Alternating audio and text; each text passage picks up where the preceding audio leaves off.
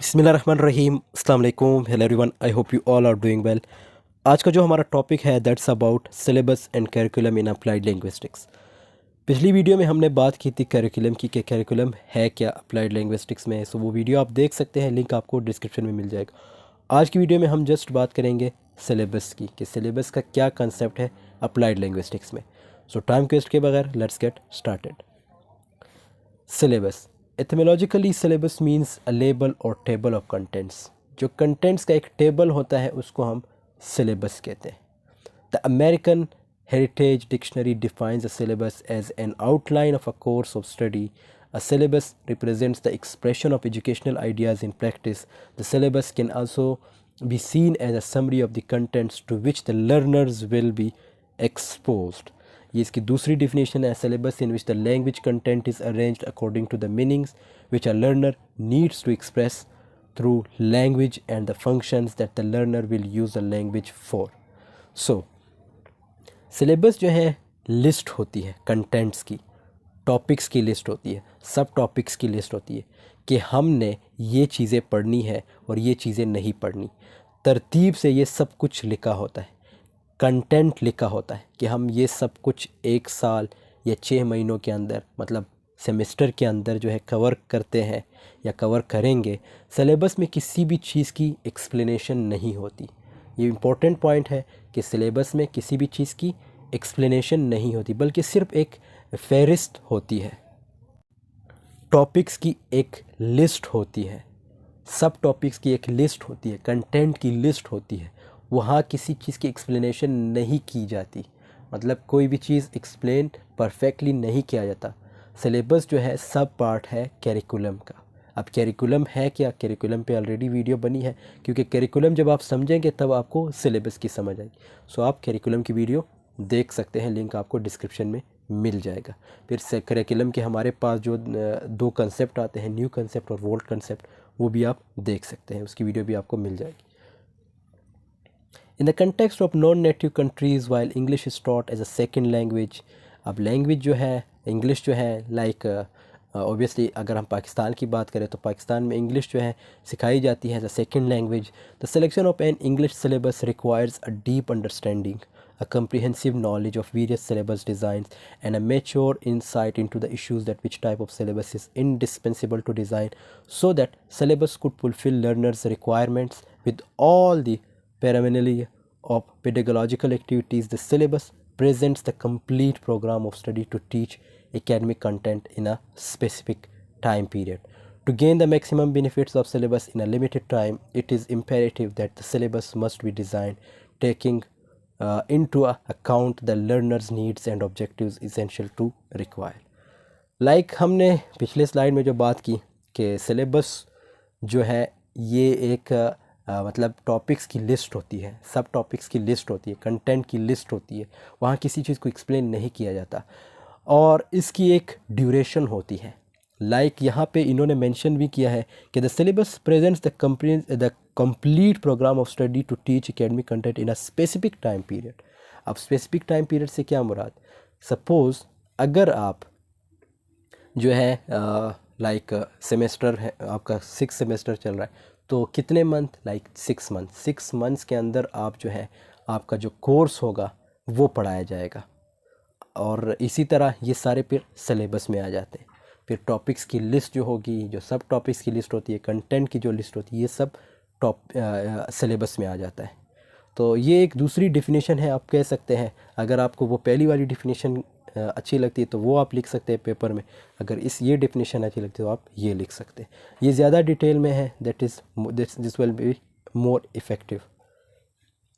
अब ये तीसरी डिफिनेशन है, like the syllabus can be much more than a contracted document, contractual document. ये कंट्रेक्चुअल डॉक्यूमेंट की तरह होता है, serving as an expression of our personal teaching philosophy, a way to motivate our students. कि like obviously एक motivation आपके लिए होती है कि यार मैंने ये चीज़ें पढ़नी है इसमें। मतलब आप जब देखते हैं तो आपको एक मोटिवेशन भी मिलती है कि ये टॉपिक जो है इंटरेस्टिंग टॉपिक है, इसमें जो है मेरा इंटरेस्ट है तो मैं ये पढ़ सकता हूँ। And a reflection of our expertise in course design, in fact there is a multitude of purpose for syllabi in university course work. अब यहाँ यूनिवर्सिटी की बात की गई है ओब्रायन मिलियस एंड कोइन 2008, ये उसकी डेफिनेशन थी जो इन्होंने दी थी सिलेबस से रिलेटेड, इन दोनों ने दी थी। A well written syllabus has benefits for both faculty and students. Like इसके ऑब्वियसली बेनिफिट्स भी हैं and it can be provide a way to teach out of the students before the course starts. Course भी एक different concept है। Course किसे कहते हैं, course पे भी मैं एक अलग सी वीडियो बनाऊंगा कि कोर्स का क्या कंसेप्ट है अप्लाइड लिंग्विस्टिक्स में। कोर्स, करिकुलम और सिलेबस में क्या फ़र्क है, इस पे एक अलग वीडियो में बनाऊंगा। Like establish a positive tone for the course, और ये जो है ऑब्वियसली एक पॉजिटिव टोन जो है डेवलप करता है किसी भी कोर्स के लिए। Defined student and instructor responsibilities, आपको बताया जाता है कि स्टूडेंट की ये रिस्पॉन्सिबिलिटीज़ है और इंस्ट्रक्टर की ये रिस्पॉन्सिबिलिटी। ये बार बार मैं रिपीट कर रहा हूँ कि सिलेबस जो है टॉपिक्स की लिस्ट होती है, सब टॉपिक्स की लिस्ट होती है, कंटेंट की एक लिस्ट होती है। वहाँ किसी चीज़ को एक्सप्लेन नहीं किया जाता, सिर्फ एक आपको बताया जाता है। तो यहाँ पे भी यही बात की गई कि स्टूडेंट्स को बताया जाता है, इंस्ट्रक्टर को बताया जाता है कि आपकी क्या क्या responsibilities. Help students assess their readiness for the course, मतलब स्टूडेंट की ऑब्वियसली एक हेल्प होती है, एक पहुंच होती है कि मैंने कोर्स में ये पढ़ना है। Situate the course in a broader context for learning, एक लर्निंग आपकी इसमें होती है। Communicates the ways technology will be used in the course, कि कौन कौन सी टेक्नोलॉजी या कौन कौन सी जो रास्ते हैं वो अडॉप्ट किए जाएंगे आपको पढ़ाने के लिए। Enable students to see the scope of learning as well as its order sequence, obviously इसमें ये भी देखा जाता है कि आप जो कोर्स पढ़ रहे हैं उसका कोई स्कोप भी है या नहीं, मतलब उसको सीखने का कोई स्कोप है या नहीं, तो ये आपको जो है सिलेबस से पता चलता है। Engage the instructor in setting clear student learning outcomes which helps clarify the purpose of the curriculum to students. So एक ये clear students like learning outcomes होती है आपके लिए, स्टूडेंट के लिए, कि उसने क्या क्या पढ़ना है और उसका क्या क्या पर्पज़ है, क्योंकि ये एक लिस्ट होती है, टॉपिक्स की लिस्ट होती है, सब टॉपिक्स की लिस्ट होती है, कंटेंट की लिस्ट होती है। सो ये अगेन एक और डिफिनीशन है, a syllabus is a document that describes what the contents of a language course will be and order. ये आप लोग पढ़ लीजिएगा, ये एक और डिफिनीशन है, आपको जो भी डिफिनीशन ईजी लगता है आप वो कर सकते हैं। इन द क्लासरूम, अभी यहाँ पे एक एग्जांपल दी गई है, there are different types of syllabus through open in language classrooms. The syllabus from the course book is like the only document. Syllabus types include grammatical, like इसमें grammatical, lexical, functional, ये सब आ जाते हैं syllabus में, which focuses on the building blocks of language, कि language को किस तरह जो है improve करना है या किस तरह जो है अपने communication skills को improve करना है। And task based and learner centered, which focus on process of communication and learning. A syllabus is an expression of opinion on the nature of language and learning। ये again एक और definition है, आप लोग पढ़ लीजिएगा, जो आपको इजी लगता है इन सब डिफिनीशंस में वो आप कर सकते हैं। और इसमें इम्पोर्टेंट क्या है, आपसे पेपर में यही पूछा जाता है कि सिलेबस और करिकुलम में फ़र्क क्या है, या आपसे ये भी पूछा जाता है कि what is the difference between course, syllabus and curriculum. तो ये चीज़ें इंपॉर्टेंट है, और इसके आपने एक दो एग्जांपल्स भी देने हैं जो ऑलरेडी मैं दे चुका हूँ कि कौन कौन से एग्जांपल्स हमारे पास होते हैं, और इससे रिलेटेड के सिलेबस को किस तरह डिज़ाइन किया जाता है ये भी सवाल पूछा जा सकता है, और करिकुलम को किस तरह डिज़ाइन किया जाता है तो ये भी इम्पॉर्टेंट है ये भी, और इसके क्या क्या जो है जो कंसेप्ट है सिलेबस का, लाइक डिफरेंट जो राइटर्स या फिलोसफर्स ने दिए हैं वो आप बता सकते हैं, करिकुलम का बता सकते हैं। सो ये इंपॉर्टेंट क्वेश्चंस है जो सिलेबस या करिकुलम से रिलेटेड आएंगे। और ये एक और डिफिनेशन है सिलेबस की, कि syllabus is the overall organizing principle of what, कि आप जो ऑर्गेनाइज़ करते हो किसी भी चीज़ को, लाइक सपोज़ ओबियसली अगर आप कुछ पढ़ाते हो कोई भी सब्जेक्ट तो उसकी जो ऑर्गेनाइजेशन है उसको सिलेबस कहा जाता है। मतलब जो टॉपिक्स की लिस्ट होगी, सब टॉपिक्स की लिस्ट होगी, कंटेंट की लिस्ट होगी, ये सिलेबस है। It is the way in which content is organized, यहाँ पे देखो कंटेंट का वर्ड यूज़ किया गया है। Organized and broken down into a set of teachable and learnable units, फिर ये टीचर्स को बताया जाता है कि स्टूडेंट्स को बताया जाता है कि ये जो है टीचर्स की रिस्पॉन्सिबिलिटी और ये स्टूडेंट की रिस्पॉन्सिबिलिटी, मतलब टीचर ने ये पढ़ाना है और स्टूडेंट ने ये सीखना है।